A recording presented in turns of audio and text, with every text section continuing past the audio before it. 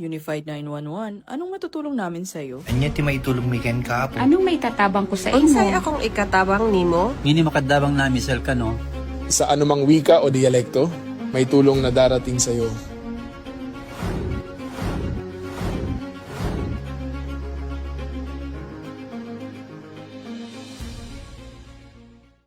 Lilingkod sa bawat Pilipino at magbibigay ng tamang impormasyon para sa tahimik at maayos na Pilipinas. Police News Network, alagad ng batas, tagapagtaguyod ng balitang pulis, sandigan ng mamamayan, patnubay ng katotohanan.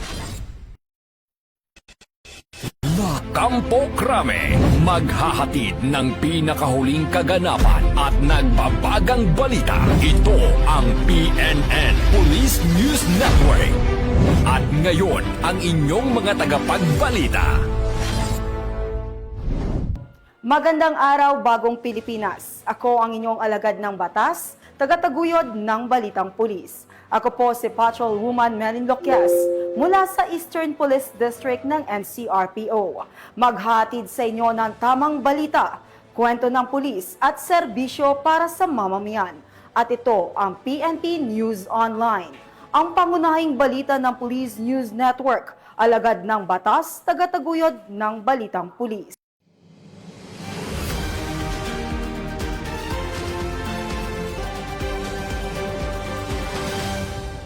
Narito ang mga balitang dapat nyong abangan. Dating miyembro ng CTG kusang nagbalik loob sa mga otoridad sa Juban, Sorsogon.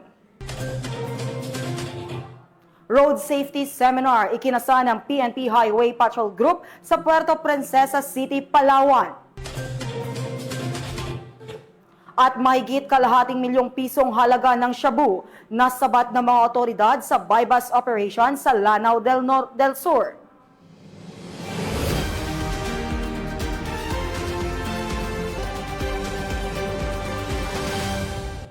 Narito ang mga balitang hatid ng ating PNN correspondents mula sa iba't ibang panig ng bansa.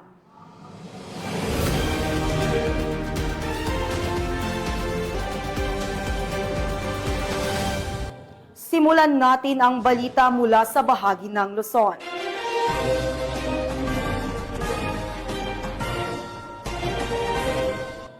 Upang maging ligtas ang bawat partisipante sa kanilang pagmamaneho sa kalsadahan, isang road safety seminar ang isinigawa ng PNP Highway Group na ginanap sa Puerto Princesa City, Palawan.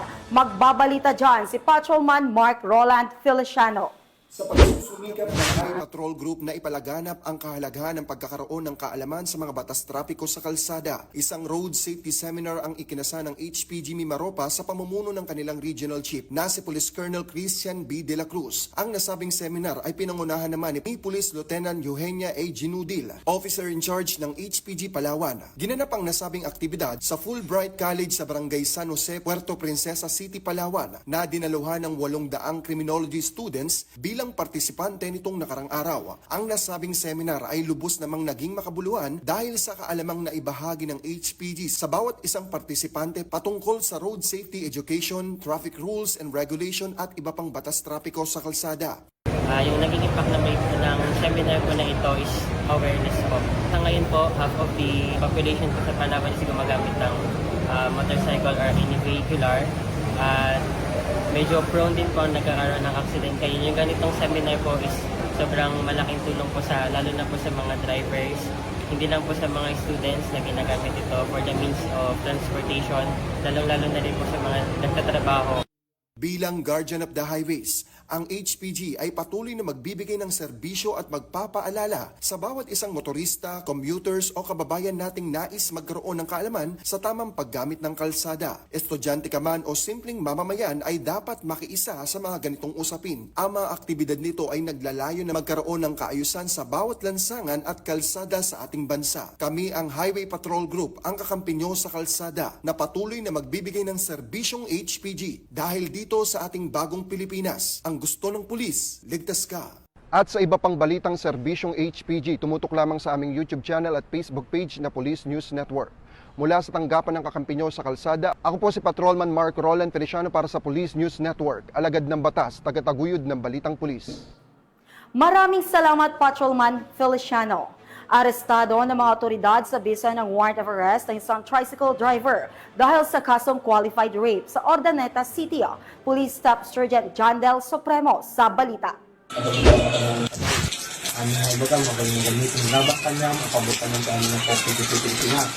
Arestado ng pinagsanib na person ng Ordaneta City Police Station at Regional Intelligence Division ang isang tricycle driver na kinilalang si alias Jake, 47 anyos, may asawa, at residente ng Barangay Bactad East, Ordaneta City, Pangasinan.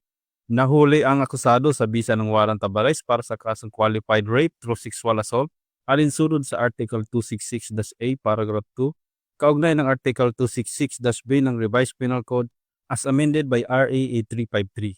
Ang warrant ay inilabas ni Honorable Edwin Bautista Maynigo, Presiding Judge ng Family Court, 1st Judicial Region, Branch 16, Ordaneta City. Itinakda ang piyansa sa halagang 200,000 pesos. Kasalukuyang nasa kustodiya na ng Ordaneta City Police Station ng akusado habang hinihintay ang kaukulang proseso ng korte.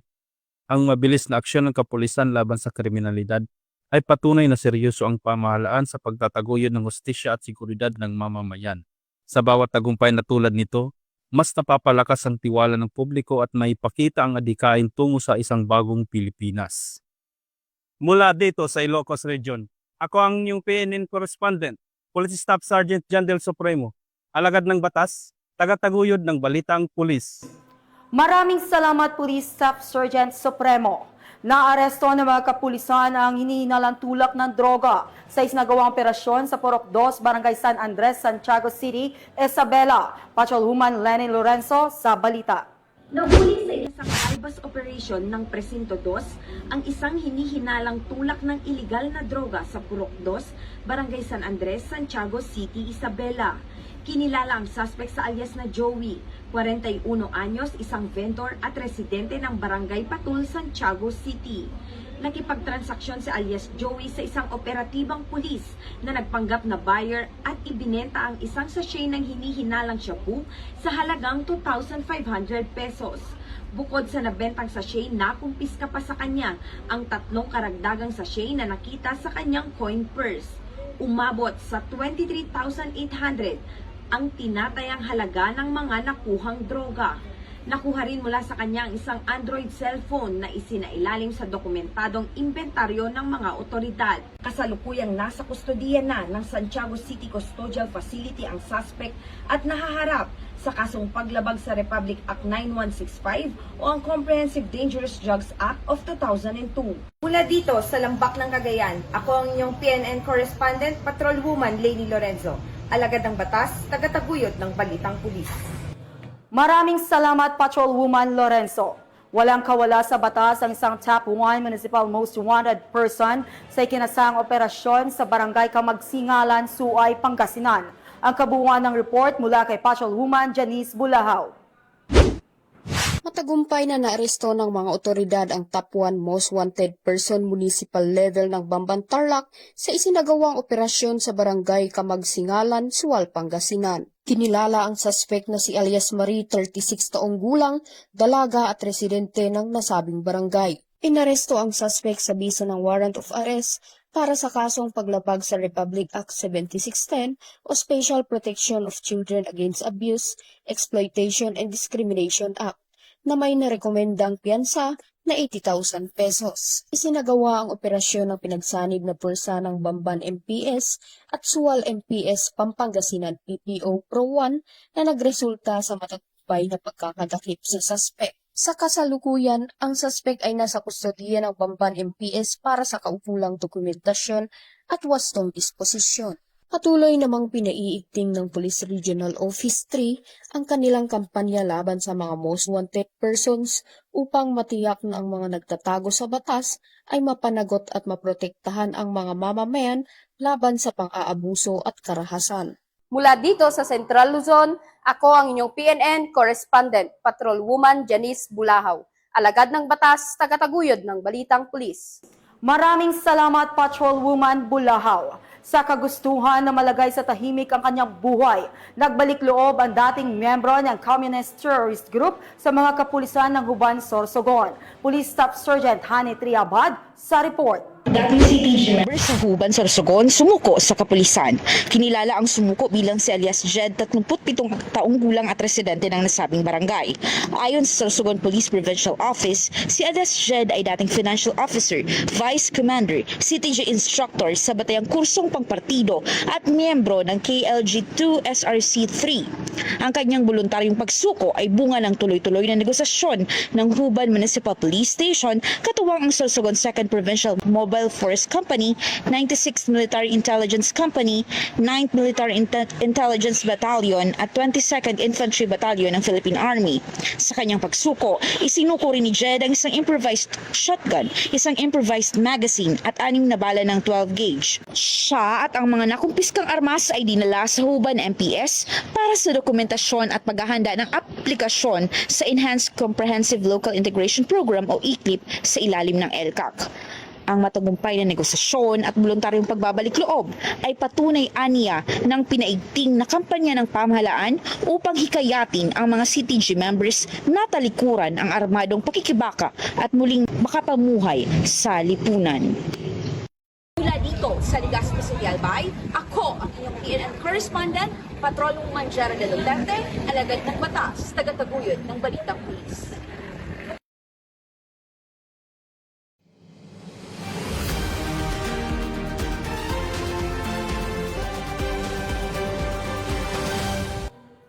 Tunghayan naman natin ang mga balita mula sa Visayas.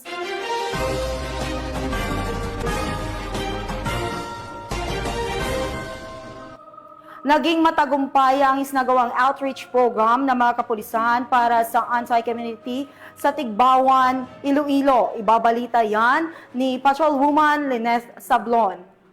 Matagumpay na naisakatuparan ng Tigbawan Municipal Police Station sa ilalim ng pamumuno ni Police Captain Alfred Mansoy, officer in charge, katuwang ang mga opisyal ng barangay at mga stakeholders, ang isang makabuluhang outreach program para sa ating community nito lamang 17 ng Setyembre taong kasalukuyan sa Barangay Poblasyon 1, Tigbawan, Iloilo. Ang nasabing aktibidad ay namahagi ang kapulisan ng 15 sako ng bigas at nagsagawa ng feeding program para sa mga miyembro ng komunidad. Layunin ng programang ito na palakasin ang ugnayan ng pulisya, mamamayan at iba't ibang ahensya ng gobyerno sa pamamagitan ng pagtugon sa kanilang mga pangunahing pangangailangan.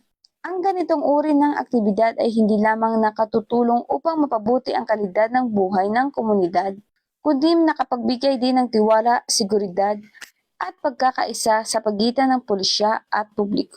Lubos ding ipinahayag ni Punong Barangay Lorna Domingo at ng iba pang barangay officials ang kanilang pasasalamat sa mga stakeholders na nagbigay ng matibay na suporta upang maging matagumpay ang programa. Patuloy ang Tigbawan PNP sa kanilang layunin na maghatid ng serbisyong higit sa pangangalaga at kapayapaan na ninsunod sa adikain ng Philippine National Police para sa isang serbisyong nakatuon sa malasakit, pagkakaisa at seguridad para sa lahat. Mula rito sa Western Visayas, ako inyong PNN correspondent, Patrolwoman Lineth Sablon, alagad ng batas, tagataguyod ng Balitang Pulis. Maraming salamat, Patrolwoman Sablon.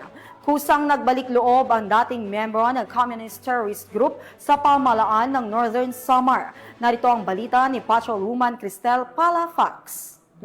Yung nagbalik loob sa pamahalaan ang isang miyembro ng Communist Terrorist Group sa Barangay 8, Pambuhan, Northern Samar. Ang pagbabalik loob ay resulta ng panawagan at pagsisikap ng mga tauhan ng 2nd Northern Samar Provincial Mobile Force Company, 32nd Special Action Company, 3rd Special Action Battalion, PNP SAF at Northern Samar Provincial Intelligence Unit. Samantala, nakatanggap naman ang nagbalik loob ng agarang tulong na bigas at grocery items mula sa mga kapulisan. Ang nasabing surrendery ay nasa kustodiya na ng 2nd Northern Samar PMFC para sa dokumentasyon ng kanyang pagsasailalim sa programa ng ating gobyerno na Enhanced Comprehensive Local Integration Program o ECLIP at Local Social Integration Program. Patuloy na nananawagan ang pambansang pulisya sa mamamayan na makiisa at makipagtulungan upang labanan ang insurhensya at hikayatin ang iba pang miyembro at taga-suporta ng CTG na magbalik loob sa ating pamahalaan at magbagong buhay kasama ang pamilya at patuloy na sumuporta sa ating gobyerno. Mula dito sa Police Regional Office 8, ako ang inyong PNN correspondent, Patrolwoman Palafox, alagad ng batas, tagataguyod ng Balitang Pulis. Maraming salamat, Patrolwoman Palafox. Narito naman ang mga balita mula sa bahagi ng Mindanao.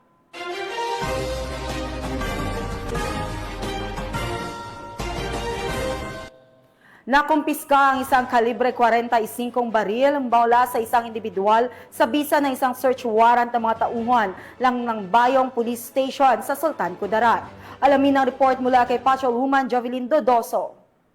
Arestado ang isang lalaking kinilalang si Alice Jean, 48 anyos, matapos masamsam sa kanyang bahay ang hinihinalang shabu na nagkakahalaga ng 246,960 pesos at isang 45 caliber pistol at isang granada sa bisa ng search warrant operation sa Barangay Coronel Proper. Na-recover din ang drug paraphernalia at 5 bala ng baril. Sa ngayon ay nasa kustodiya na ng Polomolok Municipal Police Station ang suspect habang inihanda na ang kasong isasampa. Tiniyak naman ng PRO 12 ang pagpapatuloy ng kampanya kontra ilegal na droga at mga loose firearms bilang bahagi ng advokasya ng Bagong Pilipinas. Mula dito sa Rehiyon 12, ako ang yung PNN correspondent, Patrolwoman Ara Cassandra Concon, alagad ng batas, tagataguyod ng Balitang Pulis. Maraming salamat, Patrolwoman Dodoso. Nagsagawa ng send-off ceremony ang Cotabato PPO at magde-deploy ng 25 personnel para sa 2025 BORM parliamentary election. Patrolwoman Vina Morales sa report. Dumalo si Police Colonel Galberto B. Tuzon, Police Director ng Cotabato Police Provincial Office, sa send-off ceremony para sa mga contingents ng Police Regional Office 12 na i-deploy para sa 2025 BORM parliamentary election na ginanap sa Sultan Kudarat Police Provincial Office, Camp Colonel Amando Dumlao, Isulan, Sultan Kudarat. Ito lamang Setyembre 15, taong kasalukuyan. Pinangunahan ang seremonya ni Police Brigadier General Arnold P. Argente, Regional Director ng Police Regional Office 12, at dinaluhan ng mga Provincial at City Director. Nag-deploy ang Cotabato Police Provincial Office ng 25 personnel upang palakasin ang puwersa ng seguridad sa Maguindanao del Sur, lalong-lalo na sa papalapit na BORM parliamentary election. Muling pinagtibay ni Police Colonel Tuzon ang kanyang pangako na ipatupad ang batas, panatilihin ang kapayapaan at kaayusan, at tiyakin ang kaligtasan ng mamamayan ng Cotabato. Ipinahayag din niya ang kanyang buong suporta sa misyon ng Pro 12 na masiguro ang mapayapa at maayos na 2025 BORM parliamentary election. Mula dito sa Rehiyon 12, ako ang inyong PNN correspondent, Patrolwoman Vina Morales, alagad ng batas, tagataguyod ng Balitang Pulis. Maraming salamat, Patrolwoman Morales. Mahigit kalahating milyong pisong halaga ng shabu na sabat ng mga otoridad sa 3 individual sa bypass operation sa Lanao del Sur. Ang detalye ng balita mula kay Patrolwoman Veronica Lagi. Nasabat ang 615,400 pesos halaga ng shabu mula sa arestadong 3 individual sa isinagawang anti-criminality checkpoint ng Boa de Puso, Bundong MPS sa Barangay Manakab, Poblasyon Boa de Puso, Bundong, Lanao del Sur nito lamang ika-16 ng Setyembre taong kasalukuyan. Kinilala ni Police Captain Nerbasher C. Kaida, Chief of Police ng Boa de Puso, Bundong MPS, ang mga suspect na sina alias Son, 38 anyos, alias Marie, 45 anyos, at alias Fang, 36 anyos. Ayon sa ulat, bandang alas 11 ng gabi ng naturang petsa, habang nagsasagawa ng checkpoint operation ang mga personahe ng Buwadi Puso Bundong MPS nang sitahin ang isang 3-wheeler motorcycle na lulan ang mga suspek matapos mapansin na may kahinahinalang kinikilos. Pinahinto at dumaan sa pagsusuri ang mga suspek at doon nagpositibo ang isang Hitzil transparent plastic sachet na naglalaman ng pinaniniwalaang shabu na may timbang na 90.5 gramo at nagkakahalagang 615,400 pesos. Ang mga naarestong suspek ay nasa kustodiya na ng naturang istasyon kasama ang mga nakumpiskang ebidensya at posibleng mahaharap sa kasong paglabag sa Republic Act 9165 o Comprehensive Dangerous Drugs Act of 2002.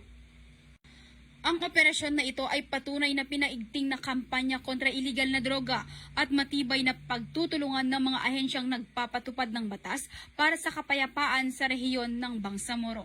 Mula rito sa rehiyon ng Bangsamoro, ako ang inyong Police News Network Correspondent, Patrolwoman Veronica Lagi, alagad ng batas, tagataguyod ng Balitang Pulis. Maraming salamat, Patrolwoman Lagi. At bago po tayong magtapos, ay nais po nating batiin ang PNP contingents na sina Police Lieutenant Colonel Andrea de la Serna, Police Master Sergeant Laila Nal at Police Staff Sergeant Lenly Grace Onahon. Sila po ay kalahok para sa gaganaping International Practical Shooting Confederation Handgun World Shoot na gaganapin sa Motlotsana, South Africa. Hatid ng buong PNP ang inyong tagumpay. Good luck po sa inyo mga ma'am and God bless. At yan po ang mga balitang nakalap ng ating PNN correspondents mula sa Luzon, Visayas at Mindanao. Sa ngalan ng pamunuan ng Philippine National Police sa pangunguna ni Acting Chief PNP, Police Lieutenant General Jose Melencio Nartates Jr. at sa pamumuno ni President Ferdinand Bongbong Marcos Jr., kami ay maglilingkod sa bawat Pilipino at magbibigay ng tama at balanseng balita.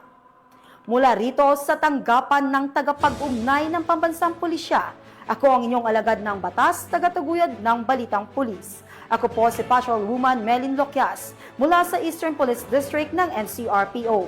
Maghatid ng tamang balita, kwento ng pulis at serbisyo para sa mamamayan.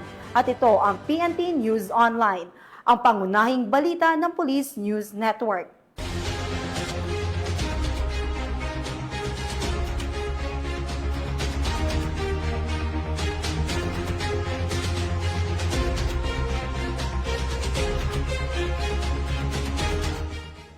Police News Network, alagad ng batas, tagapagtaguyod ng balitang pulis.